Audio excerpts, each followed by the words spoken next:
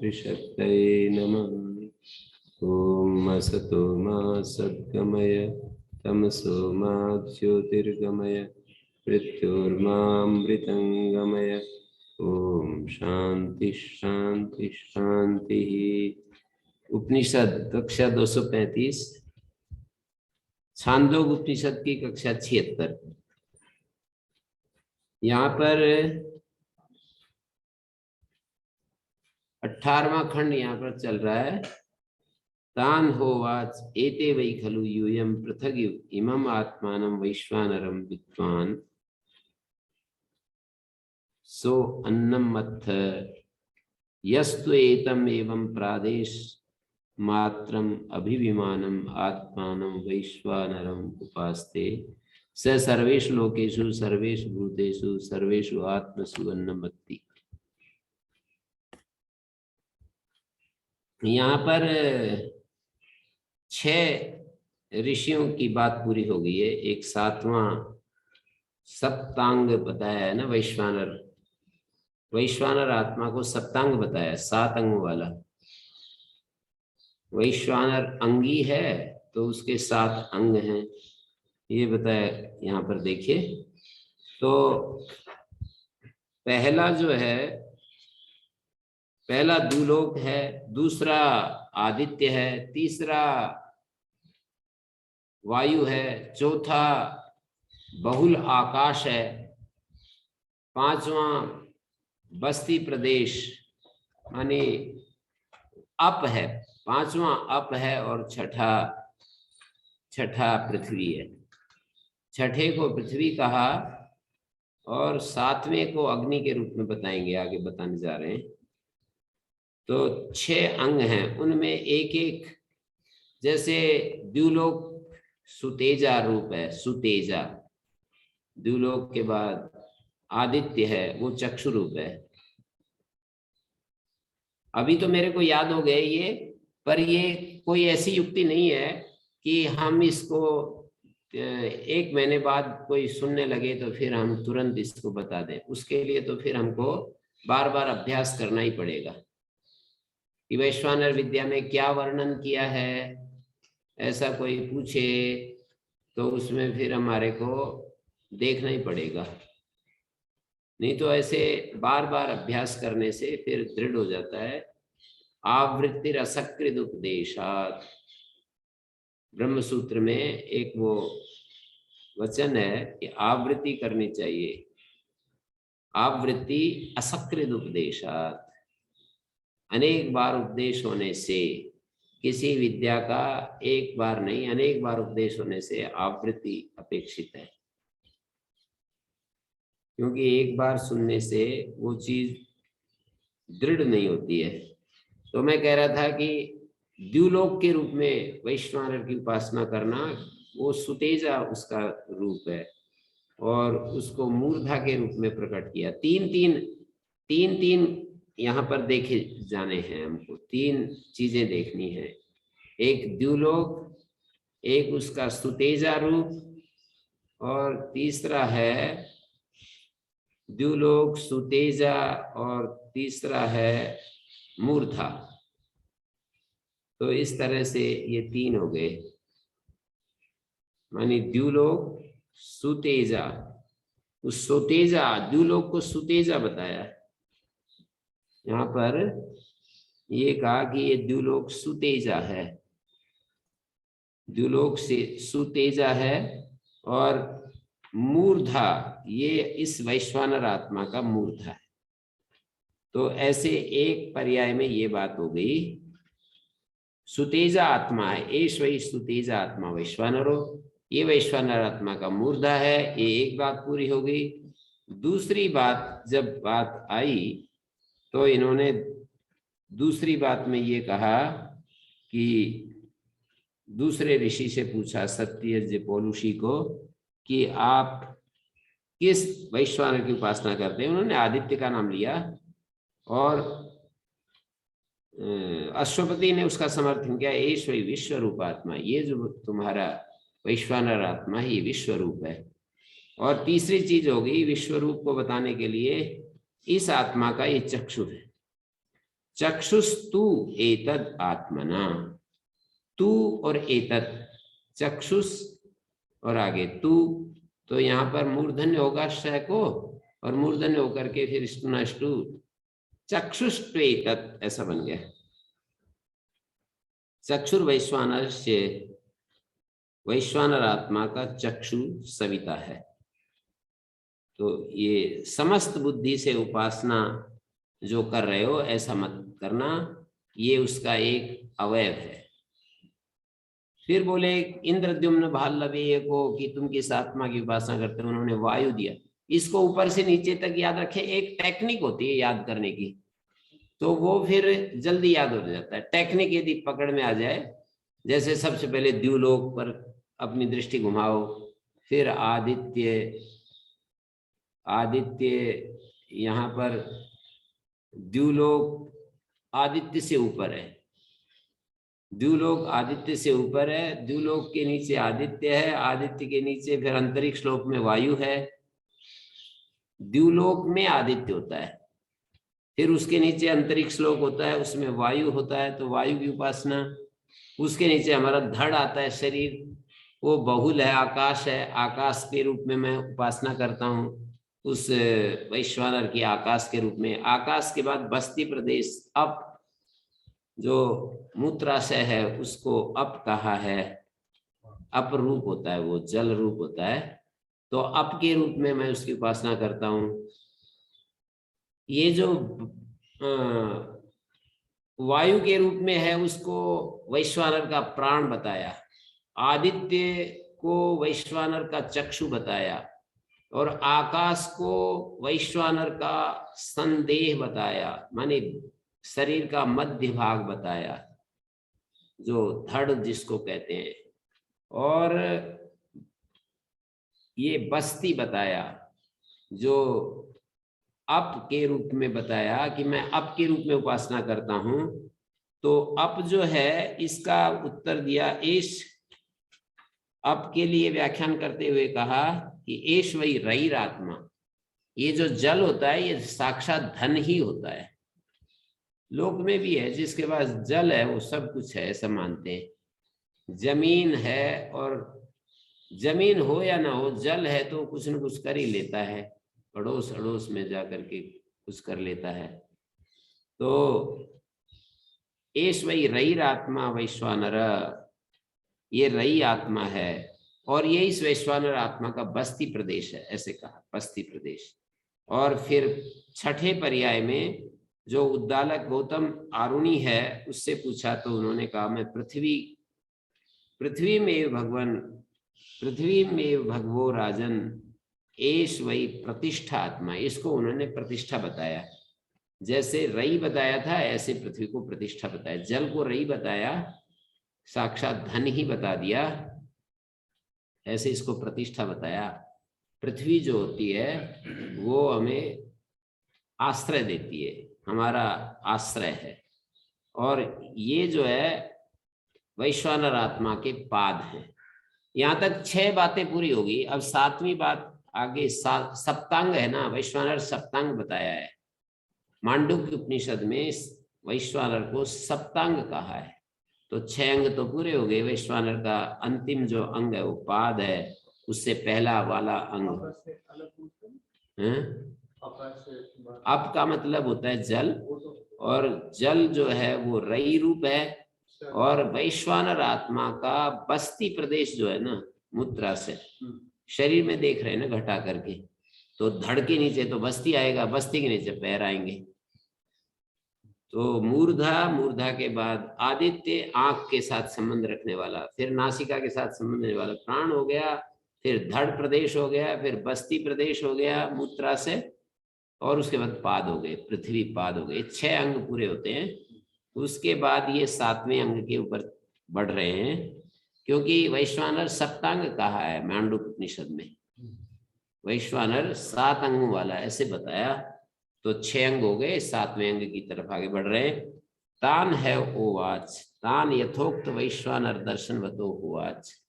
ये यथोक्त दर्शनवान जो 6 ही तो थे, अब 7वां अपनी तरफ से भी जोड़ रहे हैं। यथोक्त दर्शनवतो होवाच एते यूयम वै खलु, एते वै खलु यूयम पृथग इव इमम आत्मानम। इस वैश्वानर आत्मा को अलग अलग रूप में उपासना कर रहे थे, अवयव के रूप में उपासना करते थे, संपूर्ण मानकर। माने था तो अवयव, पर आप उसी को संपूर्ण मान करके उपासना कर रहे थे। पृथक इमम आत्मानम वैश्वानरम विद्वांसो। यहाँ पर विद्वान के योग में द्वितीय विभक्ति, वैश्वानरस्य विद्वांस नहीं, वैश्वानरम विद्वांस। अग्नेन सुपथाराय अस्मान विश्वान देव वयुनानि विद्वान। वयुना नाम विद्वान नहीं बोलते, वयुनानि विद्वान। व्याकरण से विद्वान नहीं बोलते, व्याकरणम विद्वान ऐसा बोलते हैं। तो यहाँ पर भी देखिए, एते वै खलु यूयम पृथक इमम आत्मानम वैश्वानरम विद्वांसा। वैश्वानरस्य विद्वांसा नहीं कहा, वैश्वानरम विद्वांसा। वैश्वानर के जानने वाले, वैश्वानर विद्या के जानने वाले तुम, पृथक इव इमम आत्मानम वैश्वानरम। ये जो पृथक इव आत्मा को अलग अलग रूप में, कि मैं तो पाद के रूप में उपासना कर रहा हूं, इन सब को मिलाकर जो है वैश्वानर बनता है। यानी पूरा व्यक्तित्व। गायत्री विद्या में भी यही बतलाया, भुवन कोश विद्या में भी यही बतलाया। एक ही सत्य को, एकम सद्विप्रा बहुधा वदंती, जो सत्य है उसको हमें बार बार दोहराने के लिए मिल रहा है। एक ही तथ्य को अलग अलग फ्रेम में, अलग अलग शब्दों में, अलग आकार में प्रस्तुत किया जा रहा है। मैं तो बार बार यही देख रहा हूँ, छांदोग्य उपनिषद जैसे गायत्री विद्या आया तो उस गायत्री विद्या में इस संपूर्ण अस्तित्व को ही बता दिया। गायत्री विद्या में, भुवन कोश विद्या में संपूर्ण अस्तित्व को ही बता दिया, और ये वैश्वानर विद्या में भी कर दिया। तो पृथक इमम आत्मानम वैश्वानरम विद्वांसो सो अन्नमत्थ।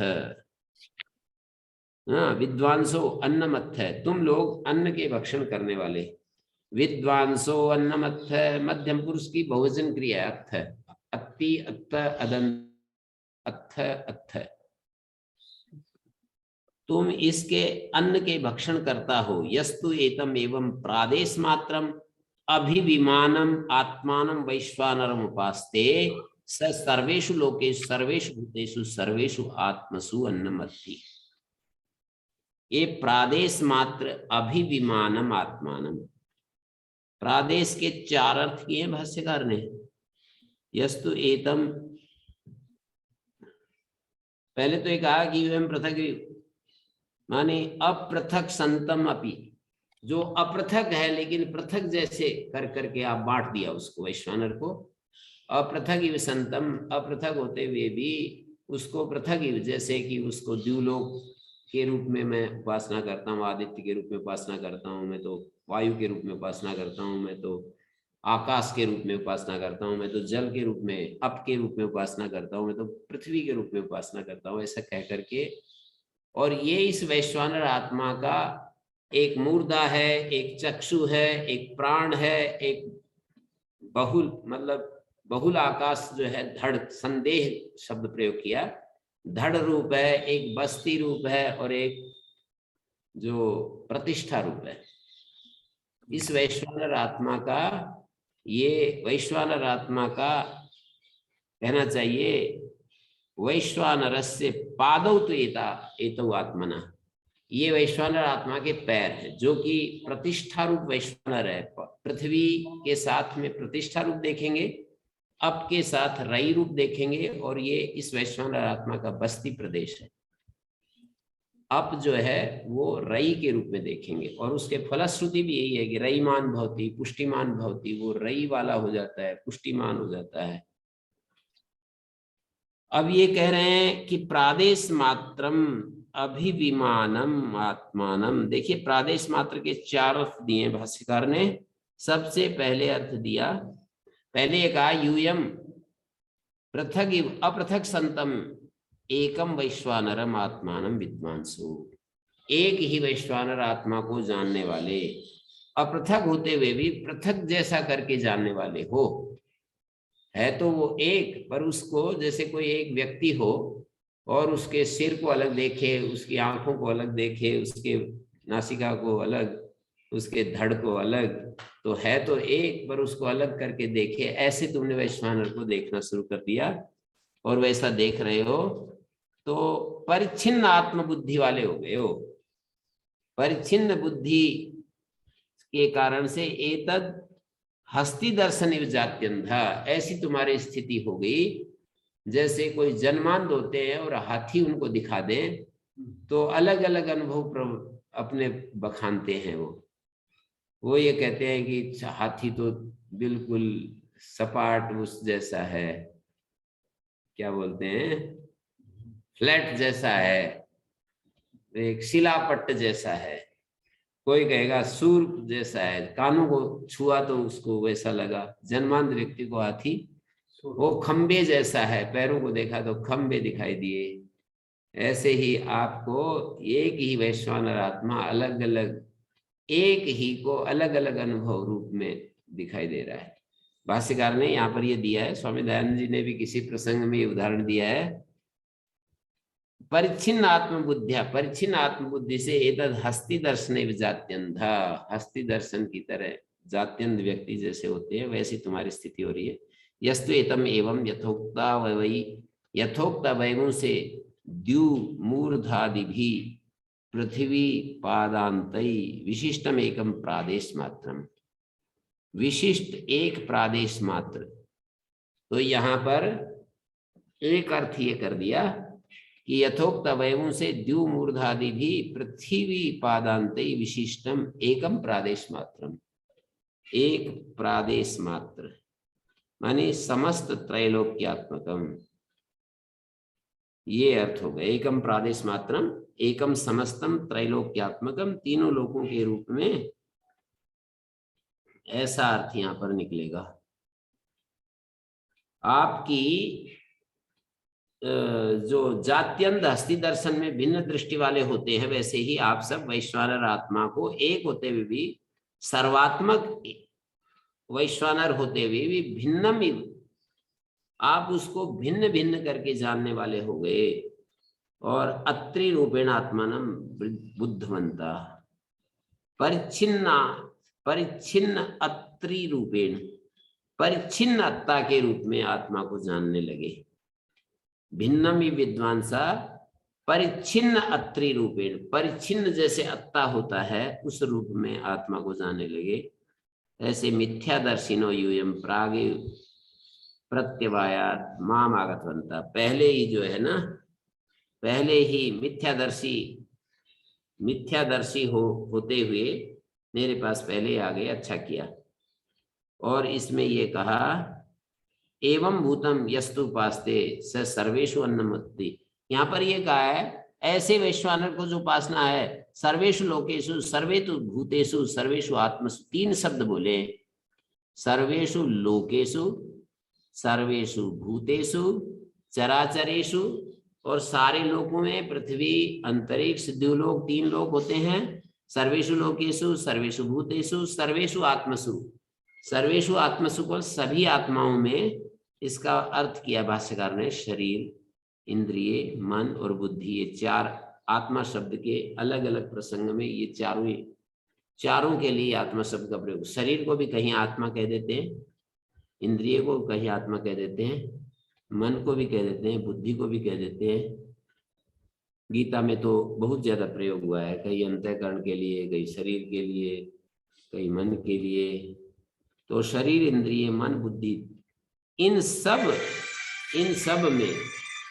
सभी में तुम्हारा, इन सब में जो प्रयोग हो रहा है, सर्वेषु आत्मसु शरीर इंद्रिय मनोबुद्धसु तेषु ही आत्मकल्पना व्यपदेश प्राणिनाम, प्राणियों की आत्मकल्पना व्यपदेश होता है।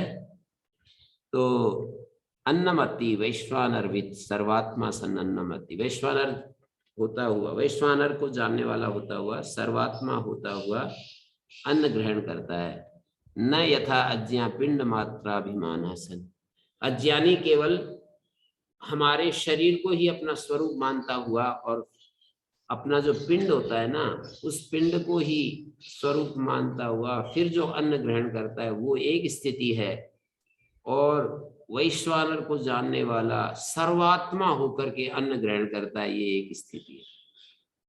ये दो स्थितियां बता दी कि जो वैश्वानरवित होता है वो सर्वात्म भाव को प्राप्त हो जाता है, और जो वैश्वानर को नहीं जानता वो इस परिच्छिन्न देह को ही अपना स्वरूप मानता है, और वो इस तरह से वो अन्न ग्रहण करता है। पिंड मात्राभिमान सन स अज्ञानी अन्नमत्ति, वो अज्ञ व्यक्ति अन्न ग्रहण करता है पिंड मात्राभिमानी होता हुआ। और ये जो सर्वात्मा होता है, माने वैश्वानरवित होता है, वो सर्वात्मा होता हुआ अन्न ग्रहण करता है। तो मैं इनके अर्थ जो दिए हैं, प्रादेश मात्रम, एक प्रादेश मात्रम जो शब्द आया श्रुति में, एवं प्रादेश मात्रम, यस्तु एवं, यस्तु एतम एवं प्रादेश मात्रम, यस्तु एतम, एतम माने वैश्वानरम, प्रादेश मात्रम, यस्तु एतम एवं प्रादेश मात्रम। अब इसको मैं अलग अलग जो व्याख्यान किए हैं वही दे रहा हूँ। यस्तु एतम एवं यथोक्त अवयवई, जो यथोक्त श्रुति में जिन अवयवों की चर्चा की, द्युलोक, मूर्धा, द्युमूर्धादि भी, पृथ्वी पादांतई, पृथ्वी और पृथ्वी को पाद स्थानी बताया,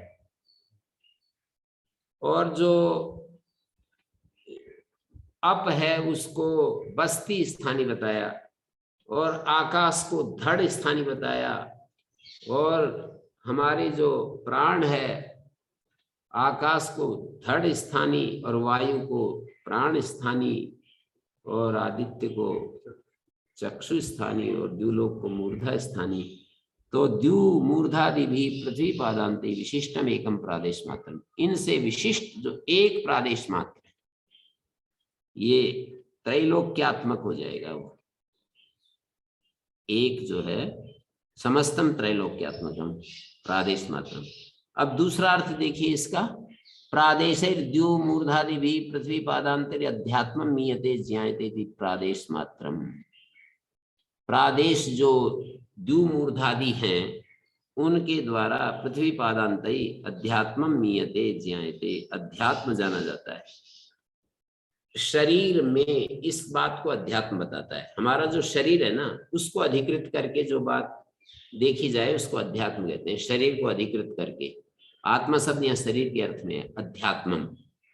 जैसे अधि और आत्मन दो शब्द हैं, इनका समास हो गया है। अनश्च सूत्र से टच हो गया, टच का अ बचता है और अन के आत्मन के अन भाग का लोप हो जाता है, तो अध्यात्मम शब्द बनता है। अध्यात्मम का मतलब आत्मा के विषय में, आत्मा के विषय में नहीं, शरीर के विषय में।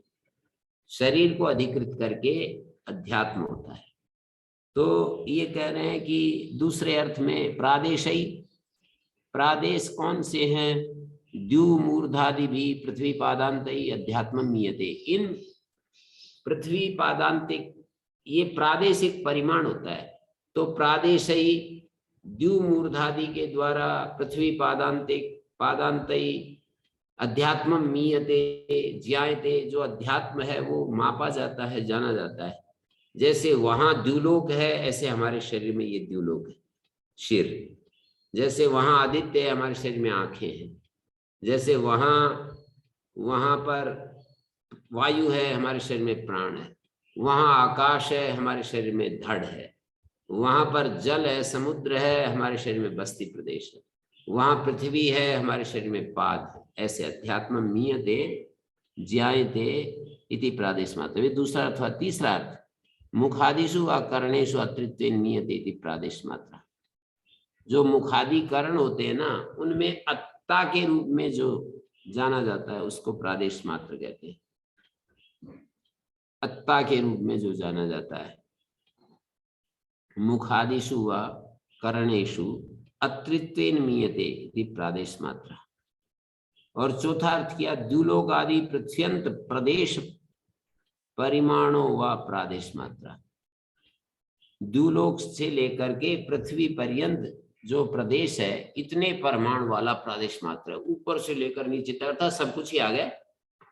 द्युलोक से शुरू करके और पृथ्वी तक सारा अस्तित्व ही आ गया।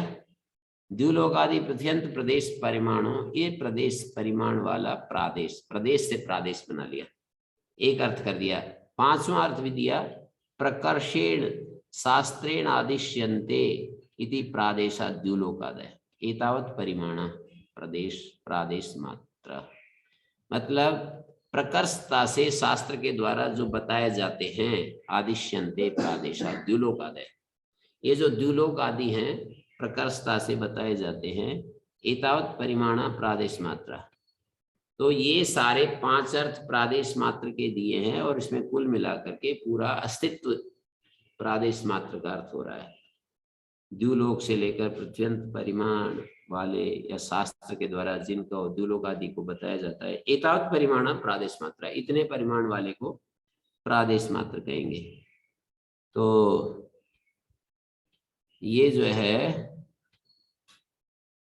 ये मुखादिषु करणेषु अत्रित्वेन मीयते इति प्रादेश मात्रा, द्युलोक आदि पृथ्व्यंत प्रदेश परिमाण व प्रादेश मात्रा, ये अलग अलग अर्थ दे दिए। मुखादिषु करणेषु अत्रित्वेन मीयते, प्रादेश मात्र का मुखादि जो करण है हमारे, मुख करण है, आंख करण है, और हमारी ये जो है शरीर का जो मध्य भाग है वो भी एक प्रकार का करण है।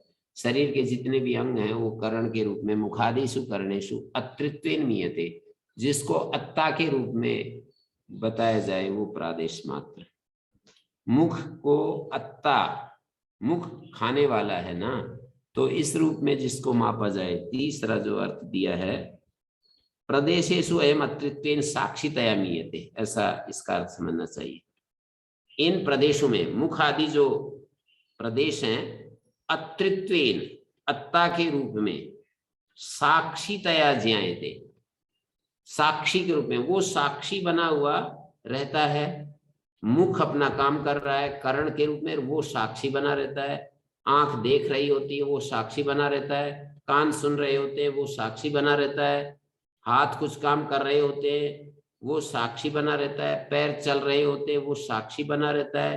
तो ये कहा कि प्रदेशेषु तेषु प्रदेशेषु अयम अत्रित्वेन, ये अत्ता के रूप में साक्षी रूप में जाना जाता है। माने करण का कर्ता होता है ना साक्षी, एक प्रकार से उसको यदि हम अत्ता के रूप में देखें तो ये मुख आदि उसके करण होंगे और वो अत्ता बना रहेगा।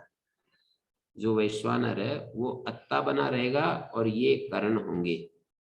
तो मुखादिषु करणेषु अत्रित्वेन मीयते, मीयते माने ज्ञायते। अब ये शब्द श्रुति में आया एतम एवं प्रादेश मात्रम, एक शब्द हो रहा है अभिविमानम। अभिविमानम का अर्थ दो, अभिविमानम का अर्थ किया है प्रत्यगात्मतया अभिविमीयते अहमिति ज्ञायते इति अभिविमाना तम एतम आत्मानम वैश्वानरम। वैश्वानर के 2 अर्थ दिए, 3 अर्थ दिए भाष्यकार ने। अभिविमान का मतलब है प्रत्यगात्मा के रूप में जिसको जाना जाता है। अभिविमीयते अहमिति ज्ञायते इति अभिविमानः तम एतम आत्मानम वैश्वानरम। उस वैश्वानर आत्मा को प्रत्यगात्मा के रूप में अभिविमीयते अहमिति ज्ञायते इति अभिविमाना तम एतम आत्मानम वैश्वानरम। विश्वानरान ऐति पुण्य पापानुरूपम गतिम। अब मैं वैश्वानर के ऊपर आ रहा हूं। 3 शब्द मुख्य हैं इसमें, प्रादेश मात्रम, प्रादेश मात्र में सब कुछ आ गया, तीनों लोक आ गए, और साक्षी के रूप में जो जाना जा रहा है वो प्रादेश मात्र, और त्रैलोक्य और यथोक्त आधिदैविक अवयवी अध्यात्म प्रत्यगात्मनि एवं मीयते, और आधिदैविक अवयवों के द्वारा जो अध्यात्म है उसको जाना जाता है, ये भी प्रादेश मात्र का एक अर्थ है। फिर ये अभिविमानम माने अभिविमीयते अहमिति ज्ञायते, प्रत्यगात्मता के रूप में मैं करके जो जाना जाता है, अहम अहम करके जो बोध हो रहा है, प्रत्यगात्मतया अभिविमीयते अहमिति ज्ञायते इति अभिविमाना तम एतम आत्मानम। इस आत्मा को, अभिविमान रूप आत्मा को, प्रादेश रूप आत्मा को, वैश्वान रूप आत्मा को, 3 शब्द डाले इस मंत्र में। प्रादेश रूप, प्रादेश मात्र आत्मा को जो उपासना करते हैं, अभिविमान रूप आत्मा की उपासना करते हैं, वैश्वानर रूप आत्मा की उपासना करते हैं। तो अभिविमान क्या है? अभिविमीयते, प्रत्येक आत्मा के रूप में जिसको हम पहचानते हैं, जानते हैं। अहम प्रतीति प्रत्येगात्मा कहलाती है। जो हमको मैं का बोध हो रहा है, अपने इस शरीर में जो अहम प्रतीति हो रही है, उसको प्रत्येगात्मा कहते हैं। प्रत्येगात्मा के रूप में जो अभिविमीयते ज्ञायते इति, अभिविमीयते अहमिति ज्ञायते, मैं रूप में जो जाना जाता है वो अभिविमान, अर्थात हमारे शरीर में जो मैं अनुभव हो रहा है ना, ये अभिविमान स्वरूप है, अभिविमानम। अब वैश्वानर की बात आ गई। वैश्वानरम उपासते, जो लोग वैश्वानर की उपासना करते हैं, प्रादेश मात्रम, अभिविमानम और वैश्वानरम। वैश्वानर क्या है? विश्वानराम नयति पुण्य पापान रूपाम गतिम। सभी प्राणियों को, मतलब सभी मनुष्यों को जो उनके पुण्य पाप के अनुसार फल देता है, उसको वैश्वानर कहते हैं। तो ईश्वर आ गया, मेरे सिद्धांत का ईश्वर वैश्वानर। विश्वानरा नयति पुण्य पापानुरूपाम गतिम, सर्वात्मा ऐसा ईश्वरो वैश्वानर। सर्वात्मा ये वैश्वानर ईश्वर हो गया। दूसरा अर्थ दिया विश्वो नर एवं सर्वात्मत्वात्, ये जो सभी मनुष्य है ना, इसी को वैश्वानर कहते हैं। सब मनुष्यों को वैश्वानर कहते हैं। विश्व नर विश्वानर, विश्वानर एवं वैश्वानर। विश्व शब्द और नर शब्द का समास करेंगे, कर्मधारय समास करेंगे, तो विश्व नर, विश्वानर दीर्घ हो गया, विश्व को दीर्घ हो गया, और दीर्घ होकर के विश्वानर शब्द से अण स्वार्थ में अण प्रत्यय कर दिया, वैश्वानर हो गया। विश्वानर ही वैश्वानर है। तो इस तरह से एक दूसरा अर्थ हो गया। विश्वानर कहने से एक तो ईश्वर आया, दूसरा आया सभी मनुष्य जितने भी हैं उनको वैश्वानर कहते हैं, सर्वात्मत्वात्। तीसरा विश्वैर्वानरे प्रत्येगात्मतया प्रविभज्य नियते इति वैश्वानर, माने सभी मनुष्यों के द्वारा प्रत्येगात्मा के रूप में अलग करके जो जाना जाता है, प्रत्येगात्मा के रूप में सभी मनुष्यों के द्वारा प्रत्येगात्मा के रूप में जो जाना जाता है, उसको वैश्वानर कहते हैं। तम एवं उपास्ते यह सो अदन अन्नादि सर्वेषु लोकेषु, जो ऐसा उपासना करता है वो भोजन ग्रहण करता हुआ, अन्नादि होता हुआ, सर्वेषु लोकेषु, द्युलोकादि सर्वेषु भूतेषु चराचरेषु। लोक का मतलब द्युलोक, अंतरिक्ष लोक, पृथ्वी लोक, प्राय करके सप्तलोक भी होते हैं और 3 लोक भी होते हैं। ओम भू ओम भुव ओम स्व ओम मह ओम जन ओम तप ओम सत्यम, इसको सप्तलोक के रूप में कहते हैं। पर प्राय 3 लोक में ये सब 3 लोक की बात करते हैं, द्युलोक, अंतरिक्ष लोक, पृथ्वी लोक। तो सर्वेषु लोकेषु का मतलब हो गया सभी लोकों में, द्युलोक में, अंतरिक्ष लोक में और पृथ्वी लोक में। सर्वेषु भूतेषु चराचरेषु, सर्वेषु आत्मसु का मतलब हो गया शरीर, इंद्रिय, मन, बुद्धि, आत्मकल्पना प्राणियों की होती है। इन सब में सर्वेषु लोकेषु अन्नमत्ति वैश्वानरवित्, सर्वात्मा सन, सर्वात्मा होता हुआ अन्न ग्रहण करता है। सर्वेषु लोकेषु, सर्वेषु भूतेषु, सर्वेषु आत्मसु, ऐसा अन्नमत्ति अन्न ग्रहण करता है। जो वैश्वानर की उपासना करता है स अन्नमत्ति, वो सभी लोकों में अन्न ग्रहण कर रहा है, सर्वात्मा हो जाता है, सब भूतों में अन्न ग्रहण करता है, सब आत्माओं में, शरीर, इंद्रिय, मन, बुद्धि, इन सब में अन्न ग्रहण करता है। माने वो व्यक्ति जो ऐसे वैश्वानर की उपासना करता है, वो अन्न ग्रहण करता हुआ, अन्नादि होता हुआ क्या करता है? सर्वेषु लोकेषु, द्युलोकादिषु सर्वेषु लोकेषु, सर्वेषु भूतेषु, और सभी भूतों में, भूतेषु चराचरेषु, सर्वेषु आत्मसु, और सभी जो आत्मा है उन सब में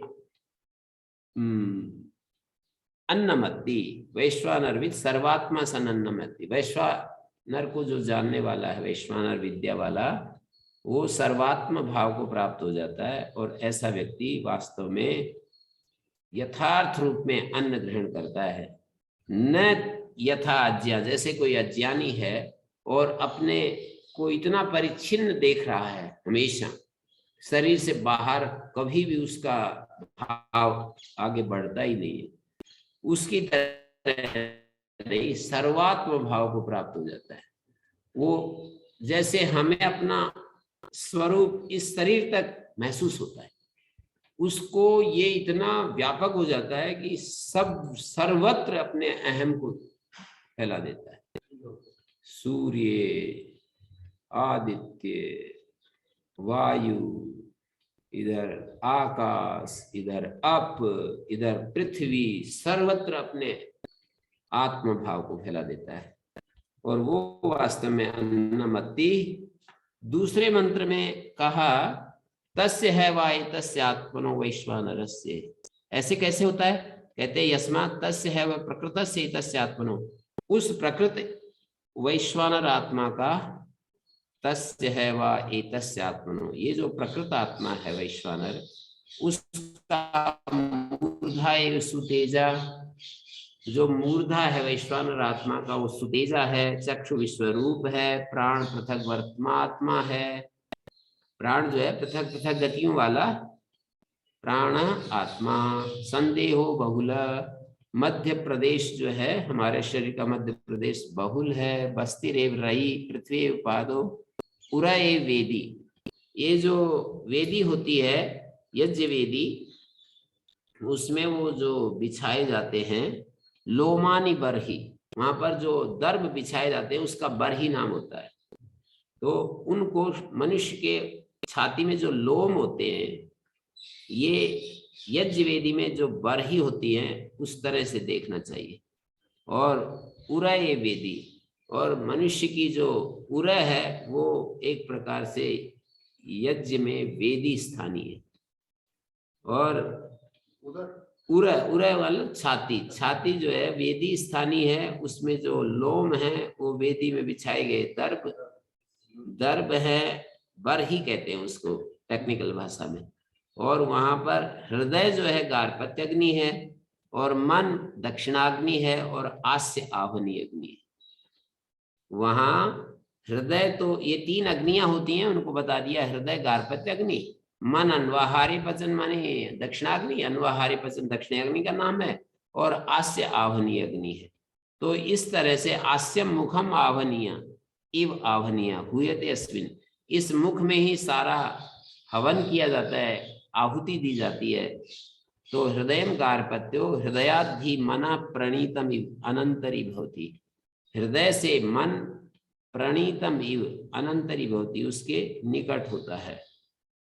मन प्रणयन हेतुत्वात्, प्रणीतम मानी उत्पन्नम इव, मन उत्पन्न इव अनंतरी भवति, हृदय गार्हपत्य है, गार्हपत्य से मन की ये जो है दक्षिणाग्नि की उत्पत्ति होती है, मानव की गार्हपत्य से दक्षिणाग्नि की उत्पत्ति होती है। तो हृदय से मन जो है समझो हृद प्रतिष्ठम मन, हृद प्रतिष्ठम अजिरम जविष्ठम इत्यादि इत्यादि आता है। तो हृदय गार्हपत्यो हृदयादि मन प्रणीतम उत्पन्नम, हृदय से मन उत्पन्न जैसा होता है, उसके निकट होता है। अतो अन्वाहार्य पचनो अग्निर्मना, अन्वाहार्य पचन मतलब दक्षिणाग्नि मन है, और आस्यम मुखम, आस्य का मतलब मुख होता है, वो आह्वनीय अग्नि है। आह्वनीय इव आह्वनीय हुयते अस्मिन् इति आह्वनीय, आह्वनीय शब्द में लुट अनियर प्रत्यय जो है आंग पूरक हु धातु से अनियर प्रत्यय कृत लुटो बहुलम से अधिकरण कारक में, हुयते अस्मिन् इति आह्वनीय, जिसमें हवन किया जाता है उसको आह्वनीय कहते हैं। अन्वाहार्य पचन इसलिए कहते हैं उसको क्योंकि वो अन्वाहार्य पचन दक्षिणाग्नि को इसलिए कहते हैं कि वो उसके गार्हपत्य के अनंतरी भवति, अतो अन्वाहार्य पचना, आहार्य गार्हपत्य से आहार्य पचना, गार्हपत्य के पश्चात अग्नि को लेकर पकाने वाला अन्वाहार्य पचना, अनुमानी पश्चात, आहार्य मानी लेकर, पचना मानी पकाने वाला। आहरण करके गार्हपत्य अग्नि से अग्नि लेकर फिर इसको अग्नि को प्रज्वलित किया जाता है, दक्षिणाग्नि को, तो वो इसलिए उसको अन्वाहार्य पचना कहते हैं। और ये आहवनीय हुए थे स्मृति, संस्कृत में ज्यादा शब्द अन्वर्थी होते हैं, माने उस अवयवार्थ को लेकर के अपना अर्थ प्रकट करते रहते हैं। तो ये बता दिया इस वैश्वानर आत्मा का, तस्य है वाई तस्य वैश्वानर से आत्मना मूर्धायु सुतेजा, मूर्धा जो है सुतेज है। यहाँ पर सुतेजा चक्षु विश्वरूपा प्राण पृथक वर्तमा आत्मा, और संदेह बहुला, संदेह का मतलब मध्य प्रदेश, शरीर का मध्य भाग, बहुल है बस्तिरेव रई पृथ्वी पादो उरय वेदी लोमानी बरही हृदयम गारपत्या मनो अन्वाहार्य पचना, हृदय और हृदय के बाद मन और आस्य। हृदय जो है वो गार्हपत्य अग्नि बता दिया, और मन, हृदय मानी बुद्धि ले सकते हैं, हृदय गार्हपत्य, हृदय मना प्रणीतम, बुद्धि से फिर मन का एक लिंक होता है, तो इसलिए उसको अन्वाहार्य पचन बता दिया। लोमानी बर्हिर्वेद्यामि उर्षि, लोमानी आस्तीर्णानि दृश्यन्ते, लोम जो हैं आस्तीर्णानि दृश्यन्ते, लोम बर्हि वेद्यामि उर्षि, वेदी में जैसे बर्हि होते हैं ऐसे उर्षि लोमानी आस्तीर्णानि दृश्यन्ते, हृदय गार्हपत्या हृदयादिमना प्रणीतम अनंतरी भवति, माने संपादयितुम इच्छन आदौ तदंगानि अश्वपतिराह, उनके अंगों को बता रहा है। वेदी थंडिल मात्रम क्रियते, वेदी का मतलब चबूतरा जो बनाया जाता है, उसके ऊपर अग्नि की स्थापना करते हैं, एक चबूतरा बनाते हैं। अग्निहोत्रे तावन मात्र सुपयुक्तत्वात् इतरस्य दर्श पूर्णमासाद्यांगत्वात्, अग्निहोत्र में तो केवल उतने मात्र का ही प्रयोग होता है, अग्निहोत्र में तो उतने का ही दर्श पूर्णमास आदि, और बाकी जो है दर्श पूर्णमास आदि का अंग होता है। वेद्यामास्तीर्यन्ते ये दर्भा ते बर्हि शब्देन उच्यन्ते, जो वेदी में फैलाए जाते हैं दर्भ, उनको बर्हि शब्द से कहते हैं। हृदय से गार्हपत्यत्व मन प्रणयन हेतुत्वात्, हृदय को गार्हपत्य कैसे कहा कि मन का प्रणयन हेतु है, प्रणीतम उत्पन्नम, मन को पैदा करने वाला, इसलिए हृदय को गार्हपत्य कह दिया, और फिर आहवनीय मुख को बता दिया। तो ये 7 अंग हो गए, मानी आखिरी में आहवनीय अग्नि को मुख स्थानीय बता दिया, ये सप्तांग हो गए वैश्वानर के। इसको जो उपासना करता है उसके लिए फिर आगे ये दिखा रहे हैं, तद यद भक्तम प्रथमम आगच्छेत। इसमें किसी का प्रश्न है तो पूछ सकते हैं यहां तक। ओम गुरुजी जी, जैसे अपना ना यहाँ पे भी अभी दूसरे मंत्र में दिया, ये जो प्राण को प्रथ गवतर्मा का क्या मतलब होता है गुरुजी? किसका? प्राण को पृथक वर्तमा आत्मा, जी, अलग अलग दिशा, पृथक पृथक वर्तम कहते हैं, मार्ग है जिसके, ये जो वायु होती है ना, जी जी कभी जी दक्षिण से चलती है, कभी पश्चिम से, कभी पूर्व से, कभी उत्तर से, सब दिशाओं से चलती रहती है ना, जी जी, तो वायु को पृथक वर्तमा कहते हैं। वैसे हमारे शरीर में प्राण भी पृथक वर्तमा ही है, कभी सारे शरीर में ऊपर से नीचे जाता है, कभी इधर से उधर जाता है, सारे शरीर में गति करता रहता है। पृथक वर्तम, वर्तम का मतलब मार्ग होता है, जी अलग अलग मार्गों वाला ये वायु, अर्थात पूर्व दिशा से पश्चिम में बहने वाला, पश्चिम से पूर्व में बहने वाला, उत्तर से दक्षिण में, दक्षिण से उत्तर में, ऐसे करके। जी गुरुजी।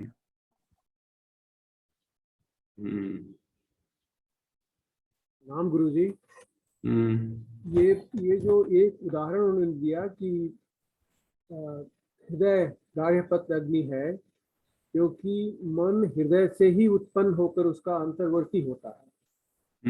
तो ये बात समझ में नहीं आ रही कि मन कैसे हृदय से उत्पन्न होता है। ये मंत्र है ना वहां पर, ओम सुसारथिरस्वान्निवयन् मनुष्यान्नेनीयते भीषुभिर्वाजिनैव हृत्प्रतिष्ठं यदजिरं जविष्ठं तन्मे मनः शिव संकल्पमस्तु।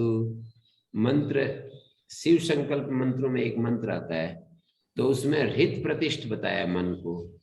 मन जो है हृदय में प्रतिष्ठित है, हृदय उसका आश्रय है, हृदय से ही।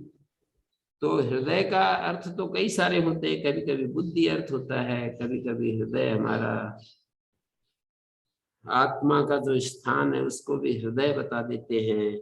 जी, हृदय आकाश। हृदय आकाश में आत्मा रहता है। जी। अंगुष्ठ मात्र पुरुषा, अंगुष्ठ मात्रा पुरुषा सदा जनानाम हृदय सन्निविष्ट, ऐसा भी कहते हैं। जी। तो यहाँ पर हृदय से हृदय गार्पत्य, हृदय गार्पत्य हृदय मना प्रणीतम अनंतरी भवती, अनंतरी का मतलब निकट होता है उसके, अनंतरी भवती। अनंतरी भवती का क्या अर्थ समझे आप? हृदय से मन प्रणीतमिव माने उत्पन्नमिव, प्रणीतम उत्पन्नमिव अनंतरी भवती, वो उसके निकट होता है। तो हृदय का अर्थ यहाँ पर बुद्धि भी ले सकते हैं, बुद्धि से मन की उत्पत्ति। बुद्धि से मन की उत्पत्ति माने ज्ञान होता है, ज्ञान के बाद भावनाएं होती हैं। भावनाओं से ज्ञान नहीं, ज्ञान जैसा ज्ञान होता है वैसे भावनाएं उत्पन्न होती है। हृदय को यदि हम बुद्धि लें, ज्ञान साधन लें, तो उसके बाद जो मन होता है वो भावना से संबंधित है, इमोशंस का केंद्र है मन, और जो इंटेलिजेंस का केंद्र है हृदय। हमारे माइंड के भी दो पार्ट करके बताते हैं ये आजकल के लोग भी, कि एक राइट और एक लेफ्ट। हमारा एक राइट मस्तिष्क है, एक लेफ्ट मस्तिष्क है, एक लॉजिकल है, एक इमोशनल है। तो शायद पहले भी एक बार बात आई थी, इन्होंने शेखर जी ने बतलाया था कि राइट पार्ट इमोशनल है और लेफ्ट पार्ट लॉजिकल है। जी।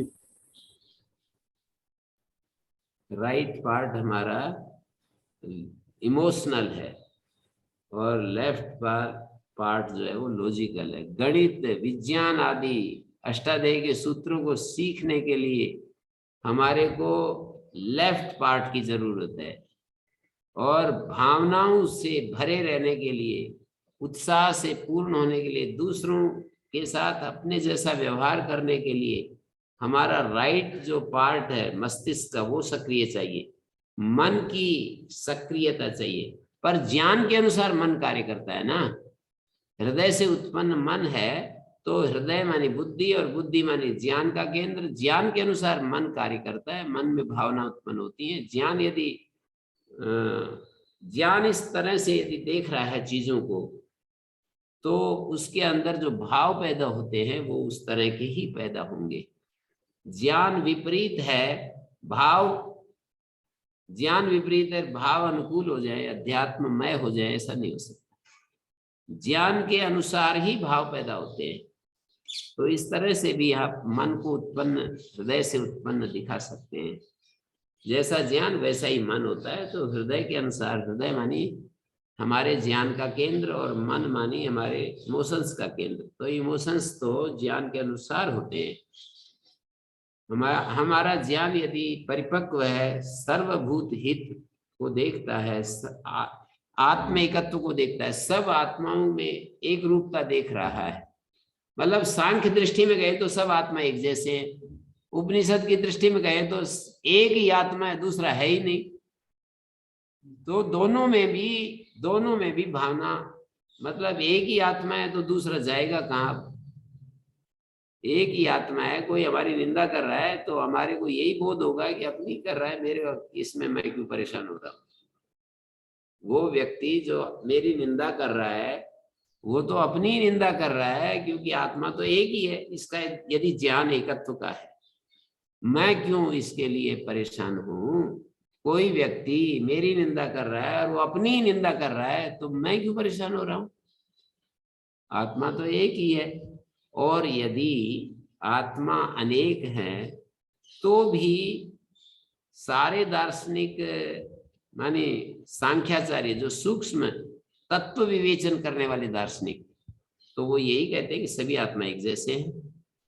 और जो तार्किक लोग, नैयायिक लोग, वैशेषिक और न्याय शास्त्र वाले जो लोग हैं, आत्मा में जो भेद देखते हैं संस्कारों के आधार पर, गुणों के आधार पर और उसकी क्रिया शक्ति के आधार पर, ज्ञान शक्ति के आधार पर जो भेद देखते हैं, वो भी इन गुणों से मुक्त अवस्था में आत्मा एक जैसा ही है, ये बताते हैं। गुणों से यदि मुक्त हो जाए, आत्मा मुक्त हो जाए मतलब मुक्ति को प्राप्त कर ले, तो उन आत्माओं में, मुक्त आत्माओं में कोई भी भेद नहीं है, किसी भी प्रकार का कोई भेद नहीं है। तो समानता वाले पक्ष को लेकर के देखें तो भी, और एकत्व वाले पक्ष को लेकर देखें तो भी, ये यहाँ पर जो सर्वत्र हमारी जो ज्ञान यदि ऐसा हो गया कि सब आत्मा एक जैसे हैं, मेरे जैसे ये सारे आत्मा, मुझे जो चीज अच्छी लगती है सबको अच्छी लगती है, मुझे जो चीज खराब लगती है सबको अच्छी लगती है, ये ज्ञान यदि हमारा हो गया है तो हमारे अंदर भावना भी तो वैसी पैदा होंगी। फिर भावना प्रेम की होंगी, करुणा की होंगी, सहयोग की होंगी, वात्सल्य की होंगी, क्योंकि यही तो सब चाहते हैं। तो इस तरह से हृदय से उत्पन्न मन ठीक ही है, मानी बुद्धि से उत्पन्न मन, बुद्धि मानी ज्ञान शक्ति, ज्ञान का केंद्र, और मन मानी भावनाओं का केंद्र। तो गुरु जी, अगर बुद्धि के प्रयोग से अगर अज्ञानवश जो मनुष्य है, अगर उसको ज्ञान हो गया, तो जो राइट साइड का ब्रेन जो है, जहाँ पर इमोशंस है, वो भी उसी तरह से बिहेव करेंगे ना, तो यह बता रहे हैं। हाँ, लेफ्ट साइड, हमारा लेफ्ट साइड जिस तरह का ज्ञान दिखाएगा जी, जिस तरह का ज्ञान लेफ्ट साइड में उत्पन्न होगा, तो राइट साइड उसी तरह वर्क करेगा। जी, बस हो गया, धन्यवाद।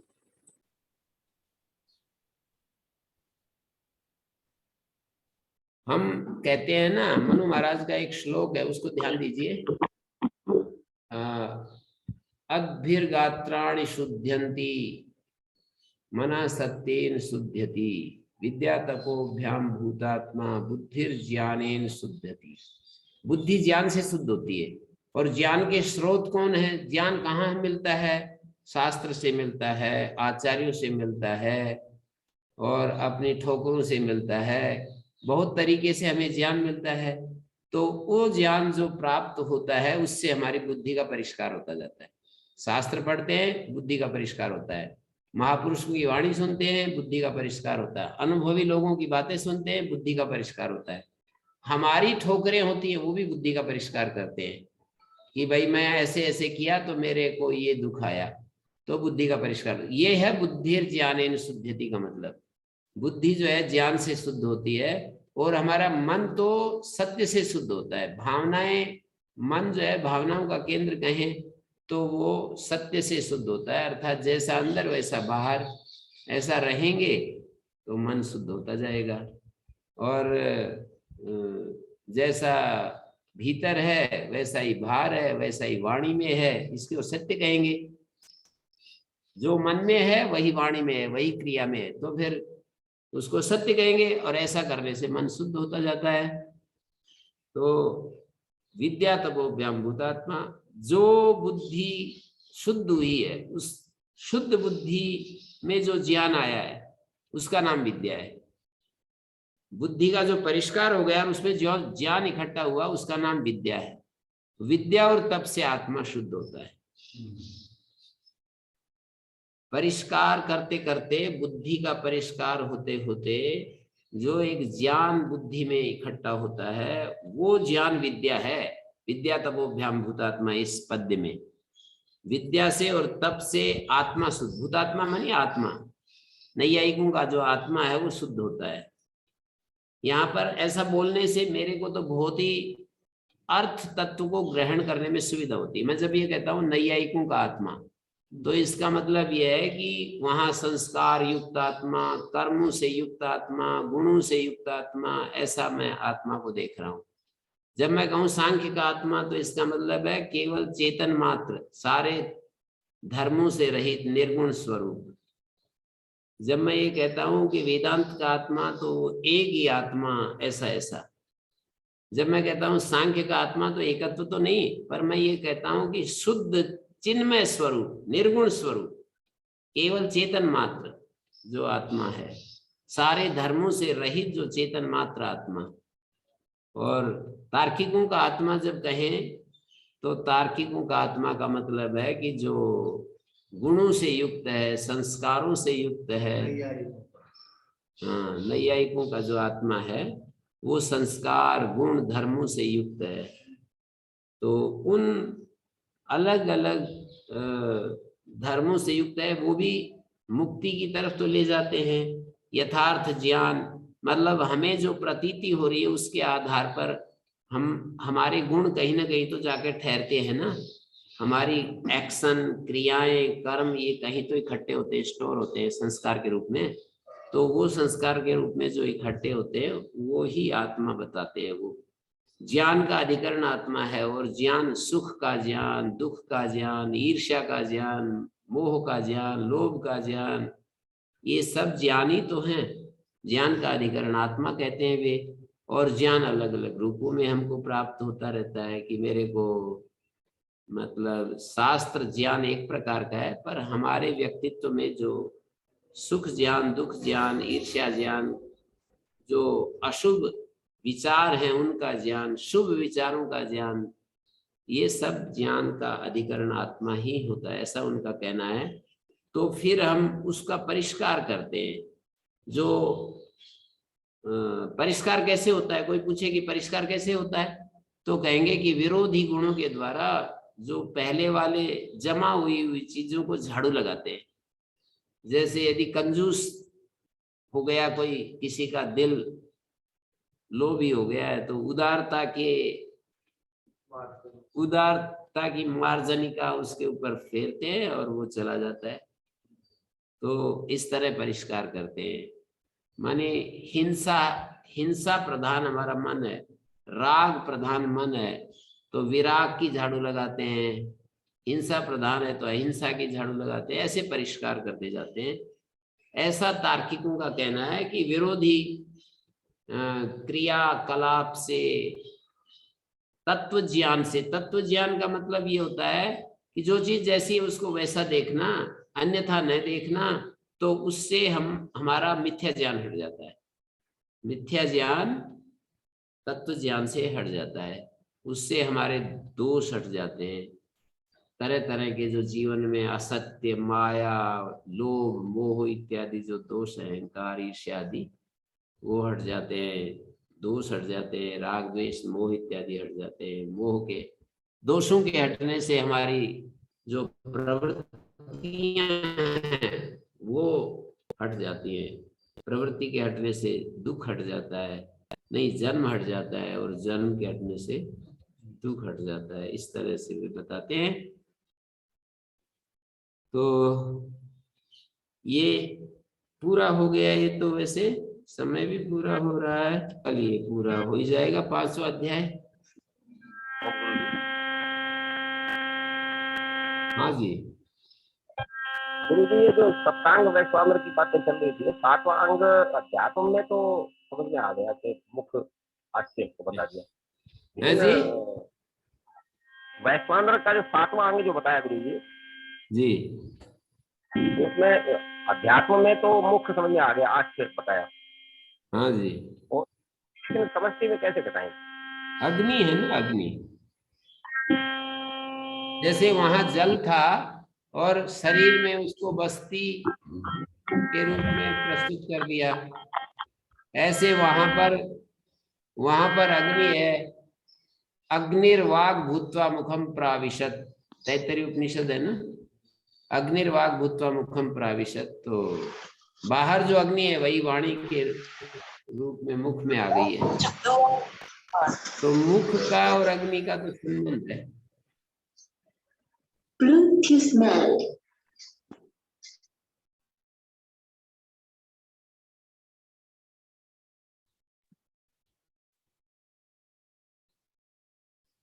जी गुरुजी, आप हाँ जी, आपने जो विद्या और तप से मनु महाराज का बताया, आत्मा की शुद्धि, जो विद्या तो हाँ ठीक कुछ है। कट रहा है आवाज, बोलिए। या गुरुजी आवाज आ रही है?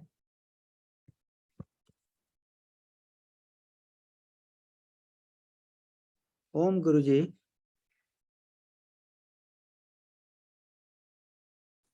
गुरु जी की वीडियो फ्रीज हो गई है।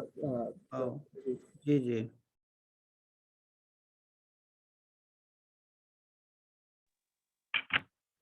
ओम शेखर जी। जी दयाराम जी। ब्रदर जी, गुरु जी से मैंने जब पूछा था, मेरा भी जो प्रश्न स्पष्ट नहीं हो पाया, बीच में आवाज कट गई थी, तो हाँ या जी। तो कल ले लेंगे इसको। जी